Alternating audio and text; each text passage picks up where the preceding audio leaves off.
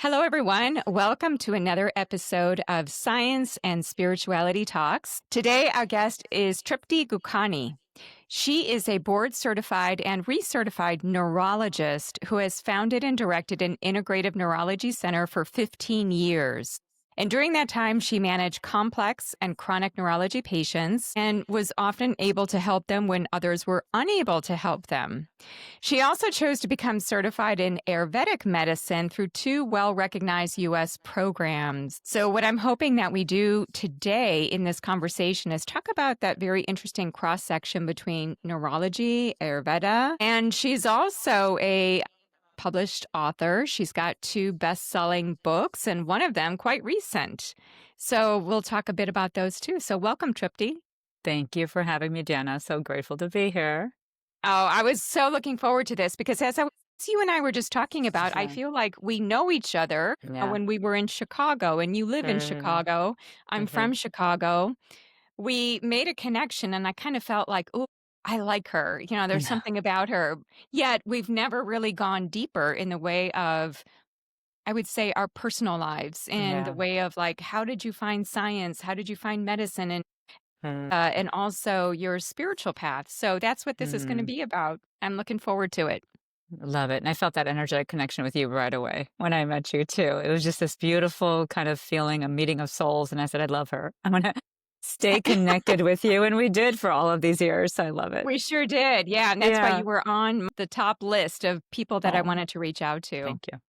So let's start with, you're a medical doctor, and Yeah. I've had a number of physicians, and it's really interesting to see how all of them got into medicine. And some of them I Hmm. would have never predicted that path. And for some of For them, sure. they knew quite early on that they wanted to help people. Yeah. So I'm wondering if you could take us back into when did you know that you wanted to be a medical doctor? What was that calling like?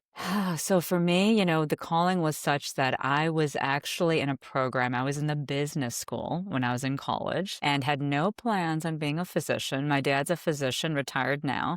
I grew up with physicians. A lot of the family friends went to medical school. A lot of the kids followed the parents and went to medical school. And I said, I'm not going there. So it's interesting how I was actually instructed to consider going into a non-medical field as opposed to many Indian individual you'll meet, because it's very common for with Indian culture that you want to choose a field that will Hmm. give you that honor, respect, and success. And medicine really kind of portrayed that.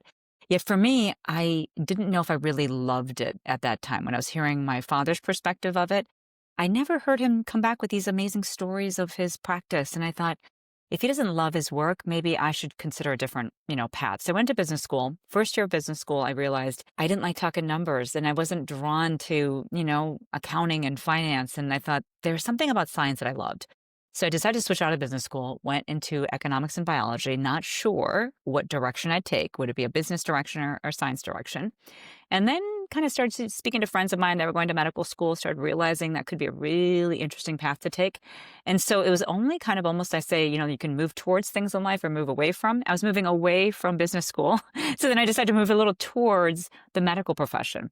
So when I entered first year of medical school, I actually was quite unsure, even at that time, if it was the right path for me, which makes it interesting because the journey I took after that was, you know, quite an interesting one. That's so interesting that your family didn't really nudge you in that direction, and it almost felt like they were guiding you away from it. What type Yeah. of physician was your father? Yeah, so he's amazing and he's 87, still doing so incredibly well, living a really vibrant life, and so proud of him because we lost my mom about 3 years ago. And he, a family practice doctor, internal medicine, I should say, more internal medicine. And Okay. I think he enjoyed his life as a physician. Yet I do believe coming here to the Western kind of way of practicing, because I was in Africa. I was born in Kampala, Uganda, even though I'm Indian of origin. His practice there was very different. So I think when he moved here to the States, it wasn't the same kind of freedom, the same type Yeah. of practice. So I think maybe that was why he wasn't coming back with these amazing stories, because the practice was very much a business, right? In the early days. Yeah. And he had to make sure he could run the business and take care of his family. So when I look back and I realize when he said, consider going into business, I think a lot of it was based on safety. being secure, Mhm. being safe. And he wasn't sure, and I'll add this piece, that a woman would be okay to be able to do it here in the States because, we're the ones that if we have children, we birth the children, we take care of the children. He's like, how are you going to be able to go to medical school and residency? So, again, I was a little bit of a rebellious, somewhat teenager thinking to myself in my early years, what, you think I can't do it? I'm a woman. I can go to medical school. So I remember even when I was deciding in college, should I go this direction or that direction? And I left the business school. I was like, you know what? I'm going to show him I could do this. So there was a little bit of that interesting push-pull in our Mm. relationship, like that you can't do it. And I thought, well, maybe I can.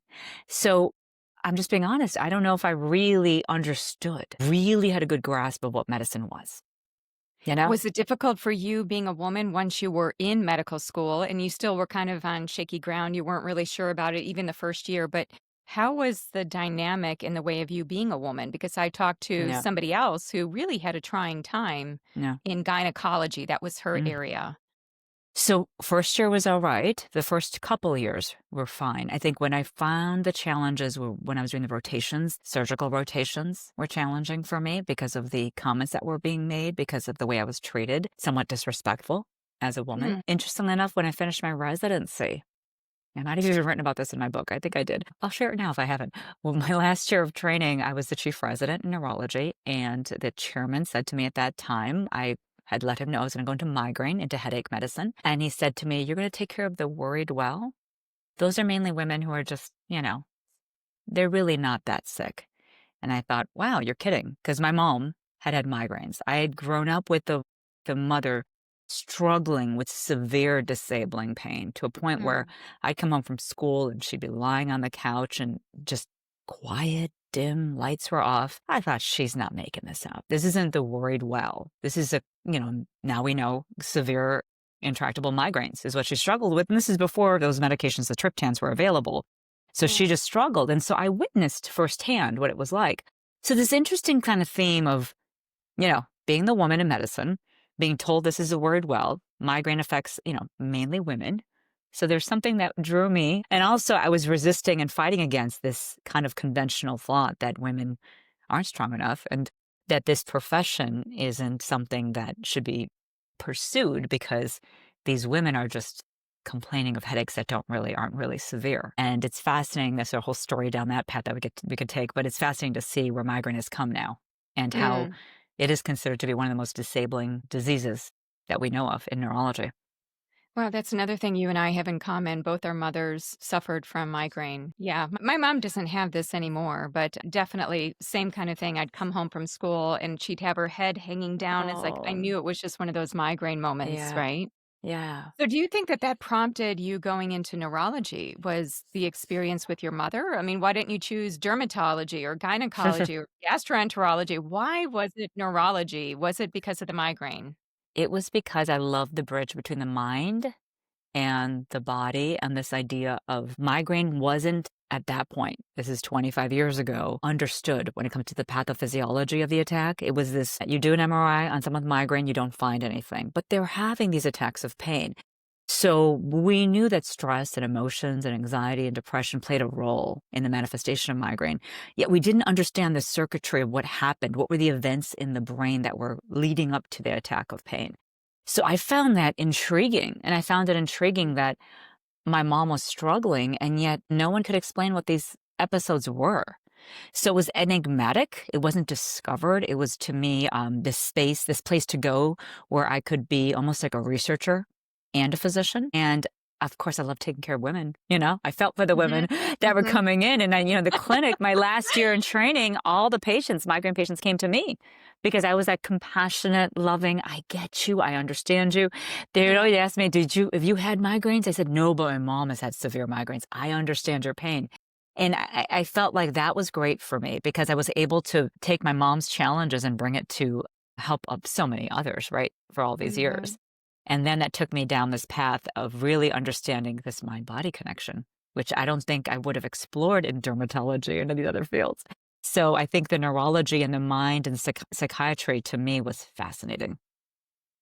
Were you doing something in medical school with your own body mind mind-body relationship? Like, had you started meditation, or had you brought in anything from your upbringing, or just even looking at the lineage of Ayurveda? And we can get into like how you actually got there. But I'm Yeah. just curious, like, because you were intrigued with the mind, Yeah. did that take you into any kind of self-practicing of modalities?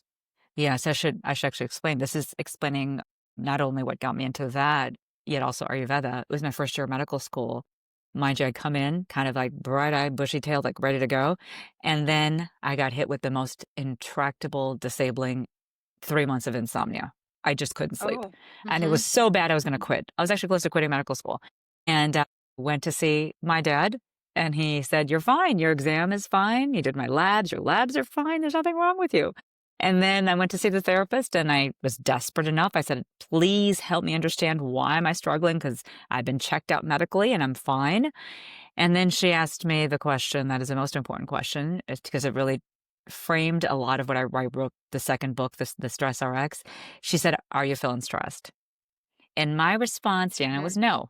I'm like, "No, I'm not stressed." Because I'm like, Yeah. yeah, I'm great. I'm doing great in school. I have a great family. This, so I was, of course, 25 years ago, I was beyond stress. I didn't even know how stress could manifest because we didn't talk about it back then, you know? So I left the therapy office thinking, okay, I've been like, now I'm cleared. I don't have anything to work on with her. So then the visit to the psychiatrist happened. It was my dad's good friend. 10 minutes, 8 questions. He did the SIGI caps. It's an acronym, the diagnostic criteria for depression, major depression. Are you feeling sad? Do you have insomnia? Do you have guilt? Do you have low energy? He asked me these questions. I said yes to most of them because, yeah, I have low energy. I'm not sleeping. Yeah, if I have psychomotor retardation, I'm not moving as fast as I normally do because I'm not sleeping. Yeah, I'm feeling low energy because I'm not sleeping. So the reality is I said yes to 6 of the 8 questions, and he said, "You have depression. Here's Prozac." And I Mm. said, whoa. And I was a first year medical student, right? So it was this interesting juxtaposition between being patient and being in medical school at the same time. And I thought, whoa, is this what happens in the doctor's office? Because if so, I don't know. So it was a really big wake up for me. And that was the moment because we didn't have social media. We didn't have the internet. I didn't have resources to go to. Went to the bookstore, started reading self help books. Andrew Weil, Deepak Chopra, Bernie Siegel, like Spontaneous Healing was the first book I read. And I was like, creative Right. psychotherapy, what is this cool stuff? And I got so into it. And here I was between anatomy and histology books and then reading on the side in my break time these other books. And I was like, this is fascinating. And Mm. that's how I discovered Ayurveda. So when it comes to practicing, I stopped kickboxing because I was doing kickboxing, started doing yoga, even though I didn't want to do yoga. And I Mm. started to practice this more mindful way of being in the midst of being in a very intense medical school training program. And I stayed with medical school, got to training and residency, and then said at some point, I'm going to bring this back into my clinical practice.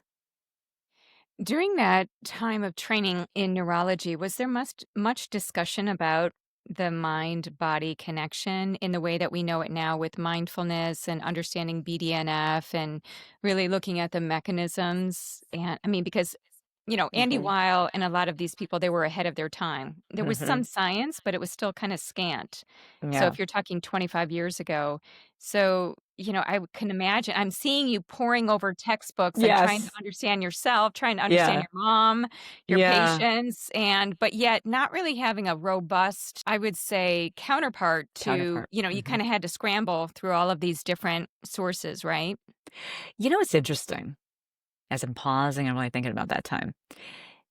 There was something so alluring about reading. It felt like I was, you read a mystery novel and you just get pulled in. You're just like, this is so fascinating. I honestly think that these pieces of work and these early textbooks, and I give so much credit to these early thinkers Mhm. for just bringing this information out to us. I was so intrigued by the way they wrote, the messages they were sharing, this ancient wisdom. In Ayurveda, we talk about Vedic wisdom, like this idea of, you know, connecting with that energetic self and what does that feel like and look like.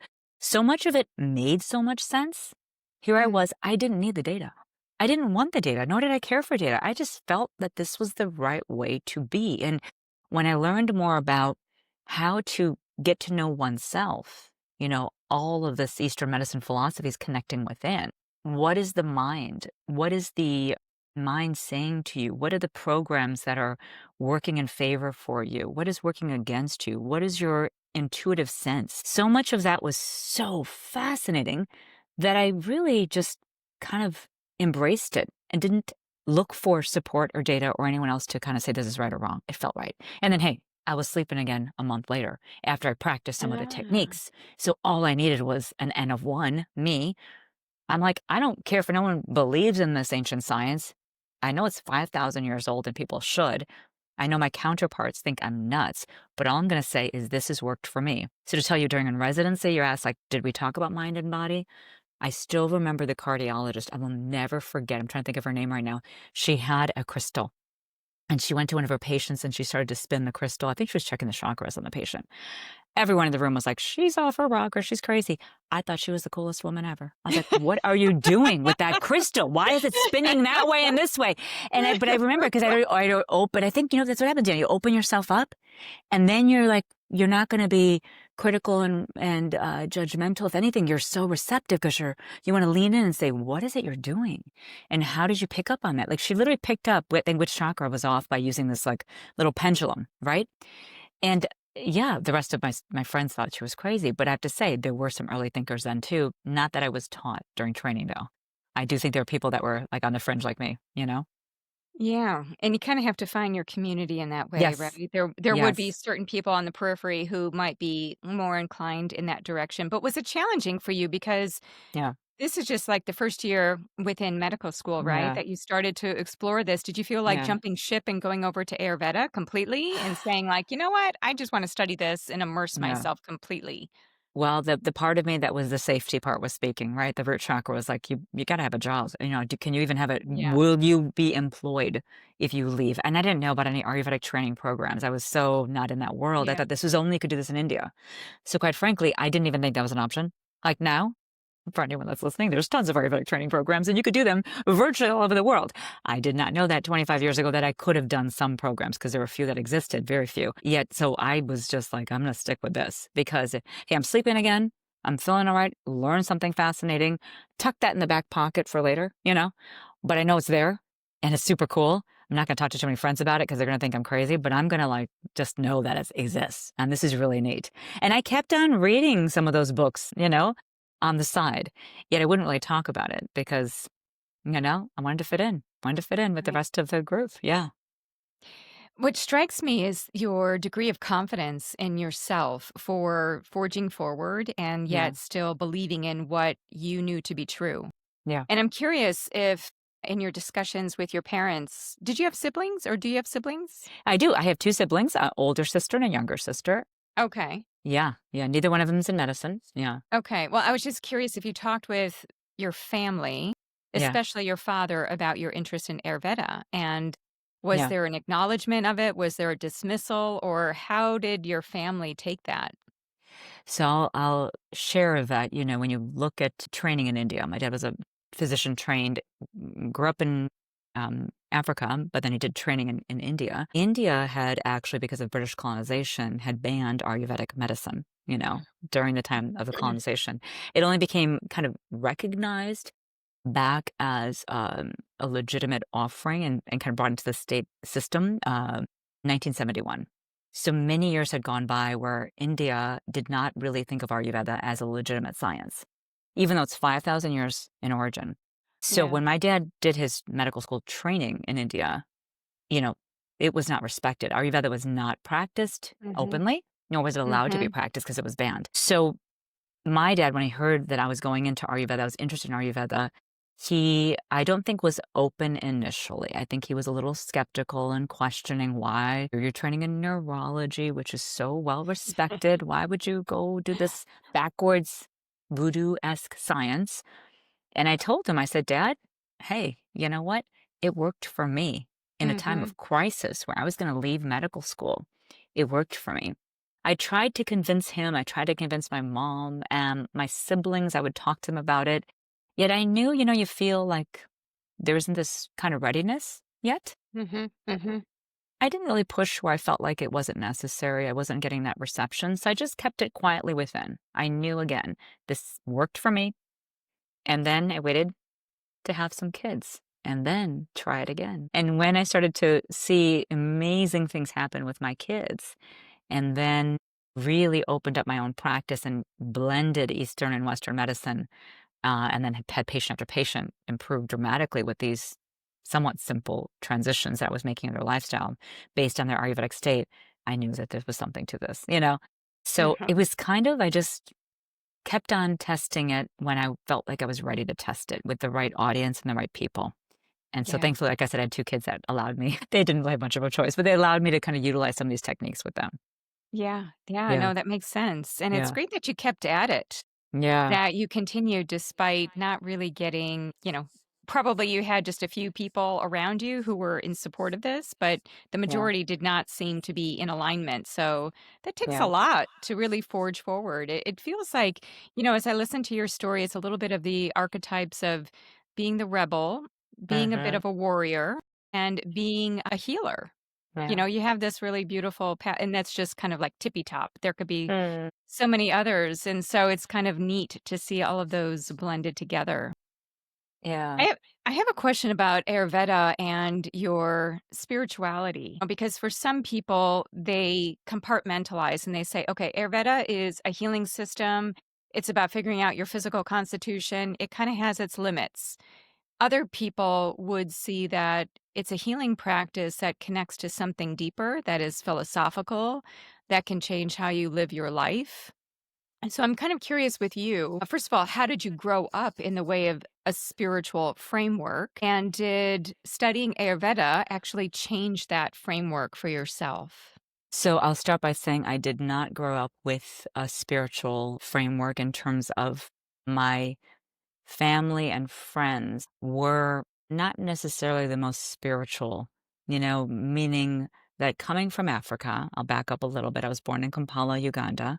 We were kicked out of the country. I was 6 months old. I was actually smuggled out of the country. My mom was the one that brought my sister and myself over here to the US and to Chicago. A lot of the early life was about survival, and it wasn't, not that spirituality isn't important, but that was kind of beyond the realm. If you think of Maslow's triangle, we were focusing on survival needs. We weren't thinking about the higher level Yeah. needs and desires and wishes to be spiritually connected human beings. We were focused on, can we get food on the table, quite frankly. Like, honestly, my dad redid his residency again after practicing 10 years in East Africa, came to the US and basically had to complete residency all over. I still remember living in Mm, this apartment with cockroaches. Like, we had nothing. We came with nothing. The classic mhm. immigrant story. I remember my 5th birthday party was at McDonald's. I was so excited to be at McDonald's. It's Ronald McDonald, was there. I was like, oh my gosh, what an amazing treat to be at McDonald's. So that was kind of the early upbringing, was Mhm. just focusing on survival, focusing on getting to the next day, focusing on getting my dad through his residency. My mom did a night shift at Motorola, putting little gold plates on beepers, just getting through that time. Then Mhm. by the time, we kind of got the first house and made our way to, like, to the middle schools and high school, there was more a focus on assimilation, making sure we fit in. Because again, it was all about making sure we survived. So if I didn't speak proper English, if I didn't get along with everybody, if I couldn't succeed academically, Yeah. what was gonna happen to me? So my mom's focus was all on that. She didn't speak to me in Gujarati, our native language. She didn't talk to me about Hinduism. She didn't discuss religion. It was, you better fit in with these people that were around and make sure that you get along. She didn't say that outwardly, but she was thinking that, right? I know now, I look back at that early life, it was very much about make sure you fit in, make sure you fit in. And so on the weekends, we go to some, Indian friends' houses, and I dress up in the Indian clothes, which I abhorred. I did not like wearing Indian clothes because it was all very itchy and big and too, like, flashy for me. But we put on those outfits on the weekends. And then on weekdays was I'd try to assimilate in school. But there was no talk of culture or religion or spirituality. It was more like the India you see when you think about the cultural aspect of it, like dressing up and music and parties and Indian food. But Yeah. that's where it stopped. So then it was only until, honestly, it was the best thing that ever happened to me. I had the insomnia episode, my first year of medical school. I started reading these books back to Andrew Weil and Bernie Siegel, Love, Medicine, and Miracles, and some of these really amazing textbooks. I started to kind of feel the sense that there's something bigger than me, that this isn't just about me doing well in medical school and me surviving this and me going out there and running a clinic and take care of patients. It's, what's my service? What's my dharma? What's the bigger picture of why I'm here? Mhm. So it was in that reading that I became spiritual. It was in all of the work from all of those, Wayne Dyer, all of it, Louise Hay, like I can go on and on, right? Eckhart Tolle, of course, later. But it was like all of those thinkers that got me thinking in a way that was much bigger than myself. From basically zero until med school, I was kind of thinking about me, focusing on me and my own survival. And that's my family was focused on making sure the kids survived. Then it was like, wait, there's something more than surviving this world. There's a way we can kind of live in kind of relationship with the universe and create and co-create and do something amazing to serve. Then that changed. But Ayurveda changed that for me, not medical school. Okay. So did you bring some of that into the family that you created? Yes. Did you have more of a framework or an imprint going forward for your children? So that's where I think it was and I'm so grateful, that I had these early teachings, because and now kids go through their challenges in different ways, be it health or all sorts of crises in terms of the mental health, and the challenges of growing up in this Western fast paced world. I'm so grateful I have these tools because in the same way, I was trying to understand why can't I sleep? Why is this happening to me? I started to change the framework. Why is this happening for you, honey? What's the reason behind this conflict? What's the reason behind this challenge medically? What's the reason behind it? Yeah. And as you start thinking that way, you start thinking of it, the universe is kind and just trying to guide you. And so as I had that base way of thinking, I kind of encouraged them to think of things in that way. And then we'd have these beautiful Ayurvedic tools, which weren't so harsh as the Western tools. Example, my daughter had ear infections. The Western model was use antibiotics, one after another after another. You and I both know what that does to the microbiome. And then I said, there's got to be another way. Let me look at the Ayurvedic textbooks on this. This is before I got the certification in Ayurveda. So started looking and realizing all these beautiful concoctions and oils and teas and things I could give her that are herbal and plant-based, and Mother Nature has given us the medicine. Why am I not using this medicine first? So I started using garlic, Mulleins oil and things in her ear, and the ears would clear up within a day. And I thought, why am I not using the medicinal and the botanicals that Ayurveda gives us and ancient medicine gives us and that the universe has given us? So I started to treat them in that way, and they started realizing. My son, I'll still never forget, he came downstairs with a sore throat, and he was like a little congested. And in terms of the Ayurvedic type, he's the kapha, kind of earthy kid, and he came down congested, and he said, Mom, can you give me some kimchi? That he asked for breakfast. And I'm like, he's learned, he was 10, because, kimchi is great because of fermentation. It's great for that spice. It kicks up that kapha, earthy, heavy, it breaks it all up. But he knew the tool to use, right? And so that, to me, Ayurveda embodies not only the mind and the spirituality, but also using the botanicals and using the medicine of nature, which I think is very much spiritual kind of intervention, right? In some way. The energetics of food, because food isn't just calories and protein and carbs, it's this energetic prana, the energy of food. The energy of it. And I got rid of a microwave very early on because I learned more about the prana. And this is just my take. I don't believe we should be nuking our food and microwaving our food. We should take our time and cook it the right way. And so the kids grew up with those kinds of things. So they thought it was completely nuts. I mean, I can tell you, they're like, wow, our house, we don't have a microwave. My mom's kind of crazy. But now they get it. Oh, this is why. Okay, we get it now. And there's something nice about preparing a meal. Yes, Right, Deanna? definitely. Just preparing. And that alone is like, to me, such a beautiful teaching, because ancient medicine teaches us the gut, the importance of the gut function, right? And the importance of food and diet. And so, I mean, I can go on and on, but all of those things were part of our way of living. Well, You know? that's a really beautiful integration of what you were learning and then putting it into practice. And it was Yeah. like, taking something ancient and full of truth and then bringing it into modern day to really undo a lot of the, I don't know, I would say disruption of our Yeah. society, right? So Yeah. it's so great that you were able to do that with your kids. Yeah. So Tripti, how would you codify if somebody were to, you're in the elevator and, Yeah. you only have a short period of time and somebody says, tell me about your spirituality. How do you kind of give an elevator pitch on it? I heard you say a couple of times like the universe or, in terms of your belief in something greater, source, God, the afterlife. Just how do you see, or is it nature? Is it in the everyday? How do you contextualize your spirituality at this point in your life? So at this point, the way that I really approach it as this idea, and I try to encourage others, if possible, to think of it this way because it's helped me tremendously during challenging times, is to know that within us we have our blissful, most optimal state, the Atman, the soul, that's within every single one of us. That's vibrant, that's healthy, that's alive, that wants to be seen and shining and glowing. Yet, at times there are these programs, this operating system that kind of prevents us from connecting with that. Spirituality is growing in a way to find truth within that Atman, within that soul, find that sense of self to shine and find a way to bring that forward using the conversation from the divine, whatever you'd like to call it, if you'd like to give it a form, or just say energy or spirituality, or just this light source that is always guiding us to find that connection with that blissful state. We get stuck in the mind, we get stuck in the world, and we forget that that exists. So for me, spirituality is that growth towards finding connection with that place, that being within us, using source, using wisdom, using whoever you believe in to help guide you there, and knowing that, each and every day we can connect with that blissful, happy, centered being, and then do our dharma, do the work we're supposed to be doing, whatever that is, however we're supposed to be serving. Mhm. But then we can connect with ourselves to serve at the highest level. And do that, and I can teach others to do that.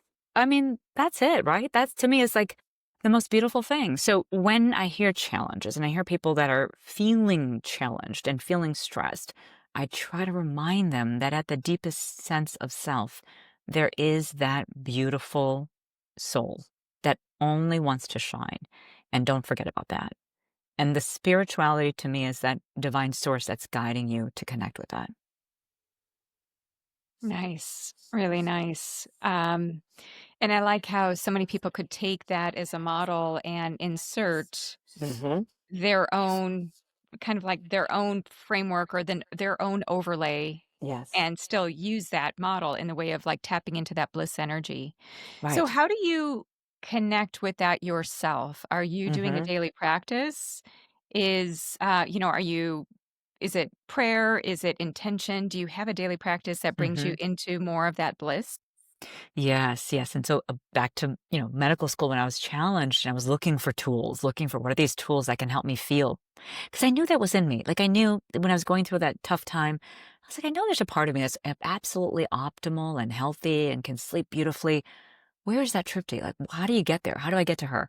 And so early on, because of, I was so challenged, I decided to, do yoga. And I realized that yoga, when I say yoga, yoga is a connection with the self. And truly, I was utilizing the asanas, the poses. So for me, practicing just 10 minutes of some sequence of poses, Oh, I've since then been certified as a yoga instructor, hatha yoga instructor. And hatha, ha is the masculine exhalation, tha is the inhalation, feminine aspect of ourselves. So it's kind of when I wake up in the morning, I want to kind of create that breath and that practice where I connect with that aspect of me that's most harmonious for that day. So I'll do a few poses, a little bit of breath work while I'm doing the poses. That's a must for every day. Sometimes if it doesn't happen first thing in the morning, I'll allow myself to do it later in the day because sometimes we have an early morning meeting or we have something that we're doing and I can't get to it right away or a need of a family member. That's okay. I'm flexible with it. But during the day, at some point, there'll be 10 minutes of asana practice and breath practice. And then it is a must. hmm. I'm in Chicago, so I'll do it as much as I can, connecting with nature.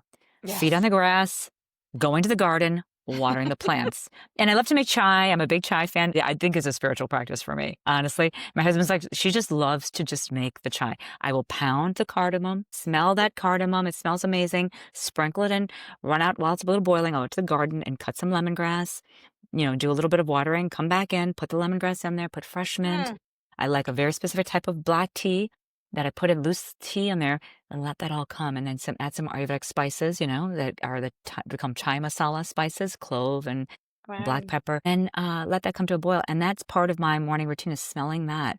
So there's the grounding, there's a little tea making. And while I'm doing that, I'm listening to a Hanuman Chalisa. If you've heard of that one, it's Yes, I have. Hanuman Chalisa. It's Wow. like power and it's beautiful. And I like, Krishna Das. There's some beautiful, Mhm. like different chants. Oh my gosh. Like, listen to his voice. It's like magical. If anyone Yes. hasn't listened to him, listen to him. He's incredible. Oh my God. His voice is incredible. I listen to that and it's like, I kind of like to wrap it all together. I'm doing one thing. Why not throw the music on and how can you not feel good after doing that? I mean, You got to be having a really bad morning if you can't feel a little bit better to do that. You just do something like just simple, connecting, breathing, that's it. It's nothing crazy. Maybe, Mm-hmm. 15, 20 minutes. And then during the day, I'll try to take a break. And if I notice I'm getting tight, do a few more poses, do a little breath, do a little Mm. journaling. And then I do believe in reading something spiritual. I'm a big believer of that. So I have the Gita, and I started a Gita group after, pandemic, and we kind of keep that going and just Ah. read a couple verses. I think, it gets any textbook, people can insert their favorite textbook right there. But whatever the textbook is that you align with, that just thinking in a more positive way. And sometimes it's important to turn off the news, right? And go back and read a book that has a little bit of a different perspective on life and living. And when people get so marred in the politics and all that, I was like, think of the bigger picture. Yes. Pandemic. Why did pandemic happen for all of us? Yeah. Why is this certain situation politically happening for all of us? Let's think in a bigger picture. And life gets a lot easier to live, doesn't it? Mm-hmm. Yeah, absolutely. Wow, you've done a lot of like spiritual habit stacking Kind of have with to. all of the yeah, no, it's really beautiful to hear it all come Mm. through in your everyday life. Do you I feel ever so happy. Like, I'm gonna tell you, I'm just starting to think, if people start doing it, you feel so happy. It's not like I'm even trying. I just want to because I want to feel happy. Like, if you start to feel that real bliss every day, and everyone that's listening, find your 3 things you love to do that you just know. You could be listening to music. It could be like a song that just makes you feel vibrant. Mhm. But if you feel bliss, right, don't you just want to tap into that every day? Like, I don't even have to try. I just know it makes me feel happy. So sorry to interrupt you, but it's just the bliss is the going towards. Like, I love that bliss state. And I was like, I want to Yeah. get there, you know? Without a drug, without a drug. Do you ever find yourself in a non-bliss state? I mean, No. you're so positive and you've got your routine down, Yeah. your root chakra Yeah. needs are met. So do you ever find Yeah. yourself like kind of reverting back? Absolutely. We're human. We're human. I lost my beautiful Blue, my dog, last Oh, year, September, and he waited, because these pets are spiritual beings. We can have a whole conversation on yes. that too. He waited until both kids went to college. Like, he waited. He waited. He was like perked up. We were going to put him down the week before. Okay, this Oh. one, I know that there is a divine. I just am convinced because too many things have happened in life that I'm just, so he was literally going to be put down the Monday before he passed. Oh. We had an appointment with the veterinarian, and he knew, because I think the bags were being packed. Daughter's bag was packed. Son's bag was packed. He's like, I better put on my best self. So he perked up, smiling, laughing, moving around. Everyone thought to, themselves, like, what happened to Blue today? Because he was basically had heart failure and he was lying on the floor. Mm. And we thought, let's take him into the vet, do something compassionate, put him down while the family is here before everyone goes to college and goes to school. And we'll all say goodbye to him together. Because he had just been lying flat and not getting up and just looked miserable. Mm. He gets up and perks up as if nothing is wrong. The whole week, not just for a day, the entire week, he's just bouncing around and jumping. And I was like, we can't put him down. Look at him. So I was like, he's back. Like, I don't get this for 6 months, but that's fine. I don't know if I understand this, but he's fine.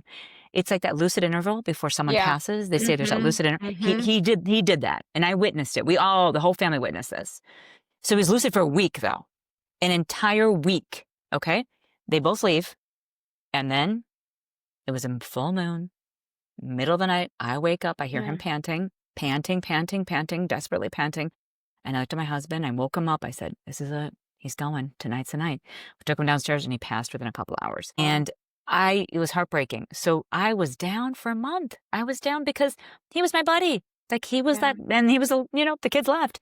So yeah, and I had to tell myself in the morning, Trupti, get out of your funk. Trupti, get up and go. Trupti, don't do this. But I laid around. I couldn't get going. I was depressed. I was down. I'm human. But I said, you got it. I talked to myself. I willed myself out of that state. And I Mhm. said, those tools. Go back to the tools. So I started with nature, actually. That's where I started with, like, just getting grounding in a day as a daily practice. Just getting, September, October. So getting some sunshine. I went to the ashram and I just spent some time in quiet, connected with friends. Really important. Yeah. Underemphasize the importance of connecting with friends. Went on some walks, went on some coffee chats, just said, can we just talk? And eventually got past it. We all can get past it, but we're human, right? And we all have our moments, and it's okay, right? It's okay to Mhm. grieve. Mhm. It is Yeah. perfectly fine to grieve, and I allowed myself to grieve, but then at some point I'm like, now you got to move on. Yeah. He, You got to move on. And then I did something different. I started looking for signs of him.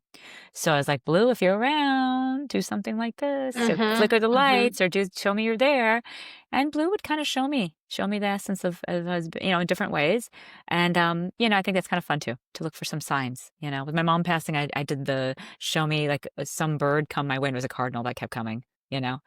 And my sister got the cardinal too, which was kind of cool. Oh So my. yeah, which is kind of neat. She's like, Trupti, is it just me or is there a cardinal keep showing up? I'm like, there's a cardinal. There's a cardinal. Yeah. Oh, wow. Yeah. So I think it's just, we have to allow ourselves, right, to go through it. But I think as I've practiced it and I've been really intentional about it, and I believe that Mhm. as a provider, physician, coach, I've got to practice what I preach. I can't say you've got to do this, but I'm not going to do it. That's not fair. Mhm. Mhm. So for as much as when I say get to bed at 10 o'clock, because Ayurveda says between 10 and 2 in the morning is when we get the pitta fire energy going. Get to bed at 10 o'clock. I do my best to get to bed at 10 o'clock. I'm not going to, people have seen me leave events. I said, I've got to follow the rules. I've had Yeah, a tough week and I'm going to leave. that's excellent. Yeah. Well, with the passing of Blue and also your Yeah. mother, Yeah. what do you think happens when somebody passes in physical form and moves into hmm non-physical? Like, what is your thought about the afterlife? Yeah. I really believe it's all energy. We just move into a different energetic field, it's an energetic place. It Mhm. may be connecting with that divine energetic field that I do believe has a certain vibrational energy, and we maybe meet with that space, or we move into another space. I do believe in reincarnation. I do believe that maybe it moves into another being. One of the principles in Hinduism is that there is this constant afterlife, or not necessarily you're moving into another body, but your energy is never leaving. Even though this is in the Gita, that even though the body is perishable, the Atma and the soul is imperishable. Mm. So, I really believe that there's still a presence, and that, I've had enough, I think, interesting conversations with people to believe that that's true. And so I think that's kind of nice to think this life isn't finite. Like I'm going to live to 80 and be done. Now, probably going to come back. And if you can kind of clear up some of the baggage and the things that, you didn't do so right, the whole idea of karma in the past life or in this life, if we can be better and better each day and do better for others and serve more and be more, you know, hope for that next coming back will be a little easier. And then we get to that moksha, which is that enlightenment to the belief system. I don't know. That's working for me. And I feel like Yeah. in terms of my mindset, it gives me in a good space, keeps me in a good space. Mhm. And yeah. Nice. hmm When I think about your early days, being in Africa and Yeah. then that need to assimilate into American culture and not really having a strong connection to India, as I Yeah. listen to you now, I feel like, wow, she has brought in a lot of her Indian culture that yeah. she didn't have when she was raised. So I'm just kind of curious, like, if you stack up all of the things that you are feeling, thinking, believing versus maybe within Hinduism or within the Indian culture, would you say that you have actually brought in a lot of that? Or would you say it's like you picked and selected things that work really well, but it's not like clear across the board?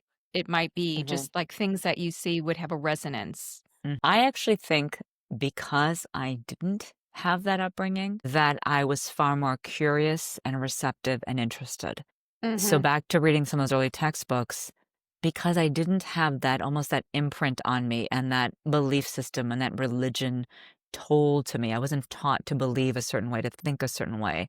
To some extent, I had that freedom to explore. And as I explored, honestly, I could have chosen anything to go into, but I love the concepts of Hinduism. Because, Hinduism isn't really a religion per se. It's the Indus River Valley, the people that live there, the Sindhus, and they call them Hindus. And it's this idea again of the Atma and the soul, moksha, karma, Brahman, one source, we call it Brahman, some call it Jesus consciousness or Christ consciousness or whatever you want to call it. But it just resonated, and it made so much sense. So as I was working with patients, I opened my clinic back in, the early 2000s. And this is in the early days of OxyContin and Purdue Mhm. Pharma. And I go to those pharma meetings. And honestly, I have to say, Dope Sick and some of those shows on TV are very, very clearly representing what some of us went through when we started practicing.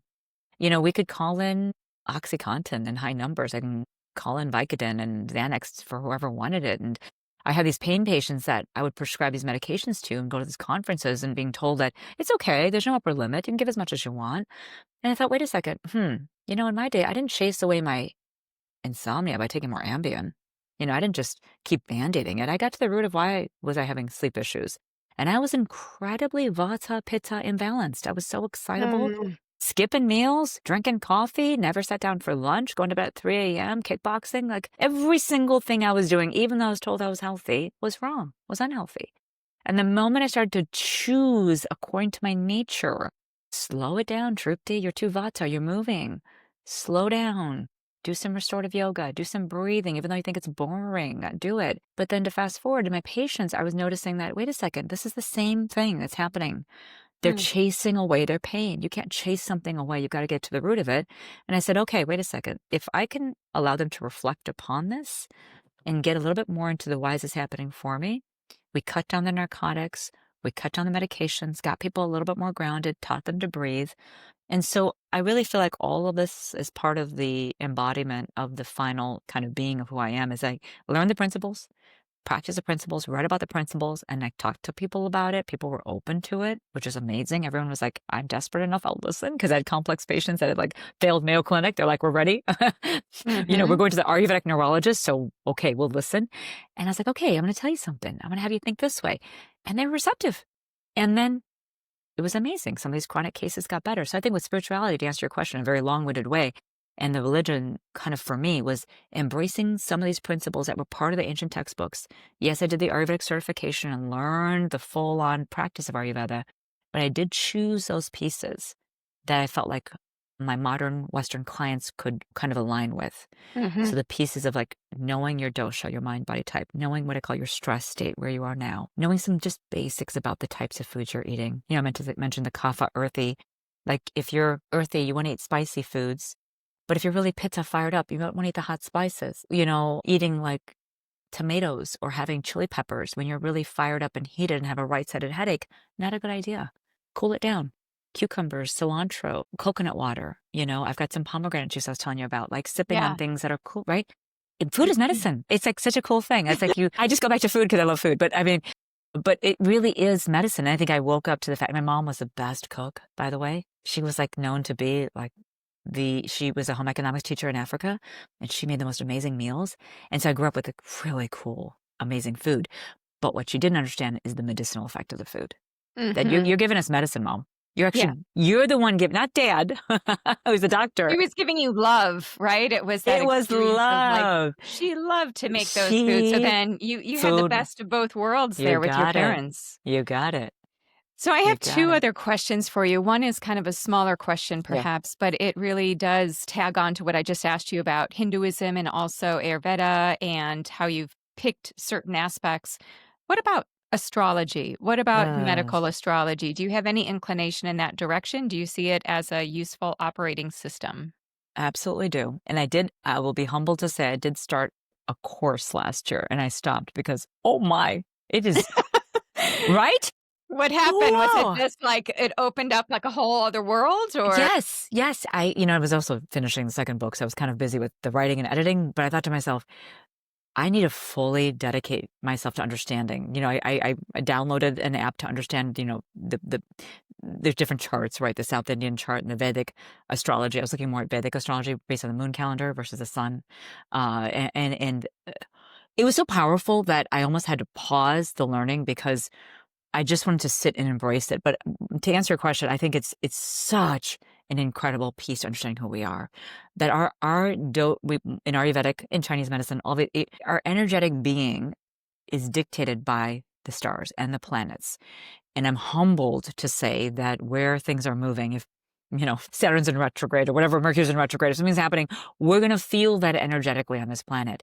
And to understand why one is feeling so anxious, taking a deeper dive and looking at the solar system and looking at the lunar system and looking at how everything's interacting can really help us understand us at our truest self.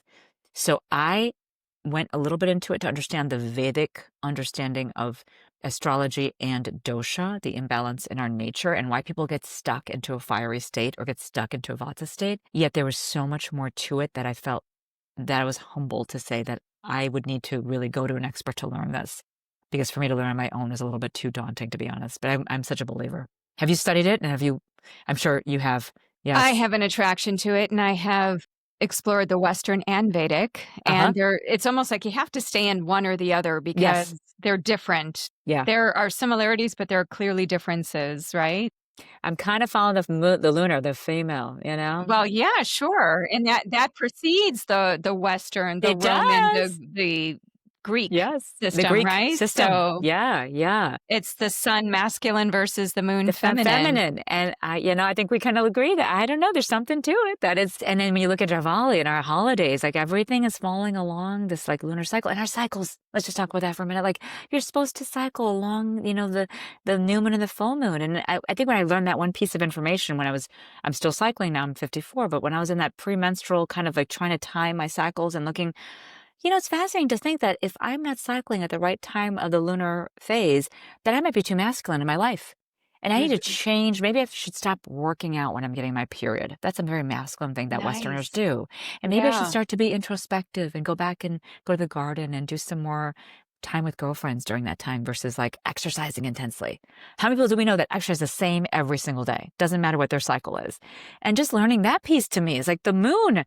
Pay attention to the moon. Just if we Yep. did that alone.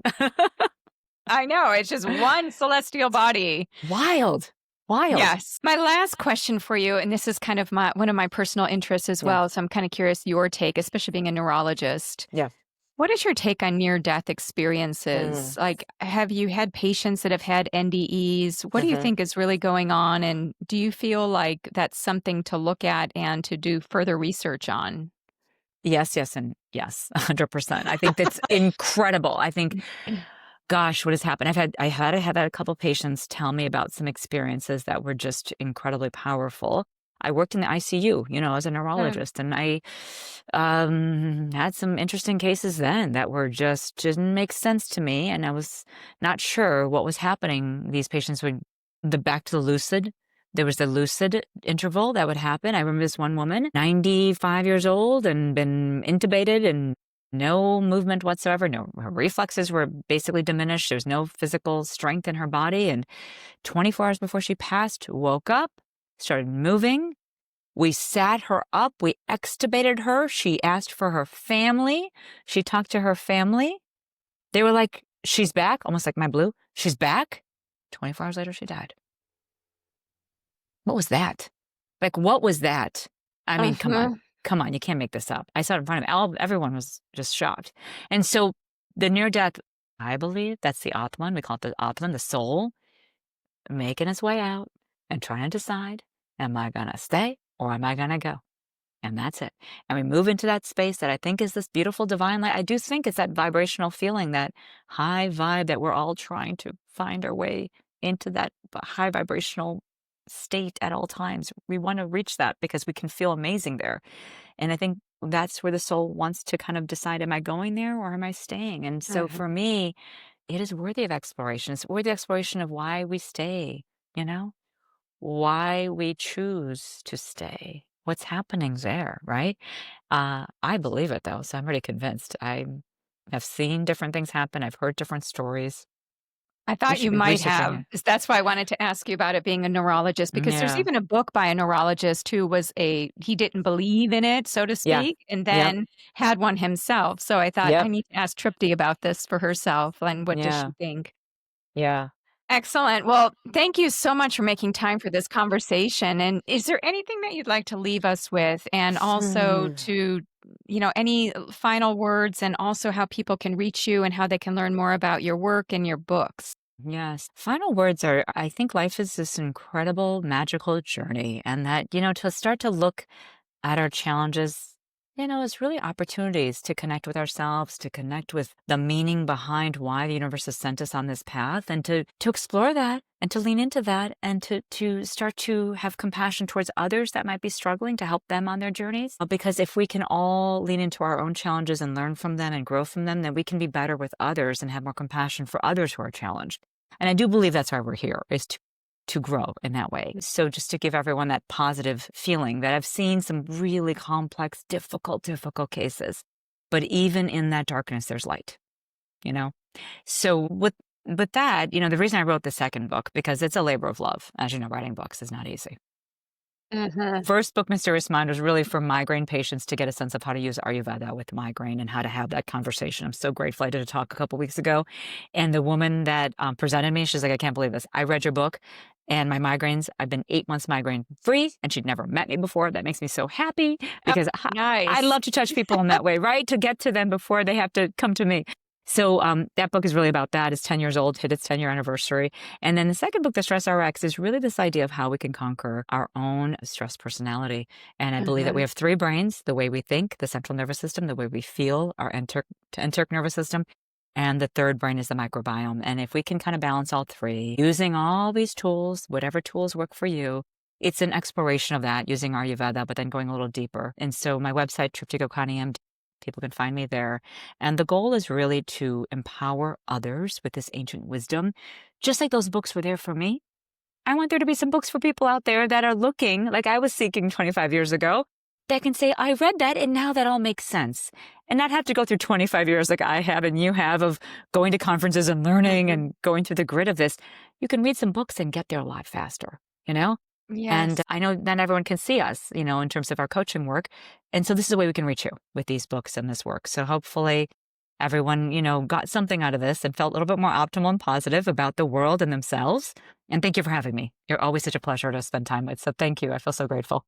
Thank you, Tripti. I must say this has been so delightful, so positive, inspiring, and I just love how you have woven this path of life for Thank yourself you. and how you've Thank you. been this light for so many of your patients and your family. So, Oh, thank thank you. you.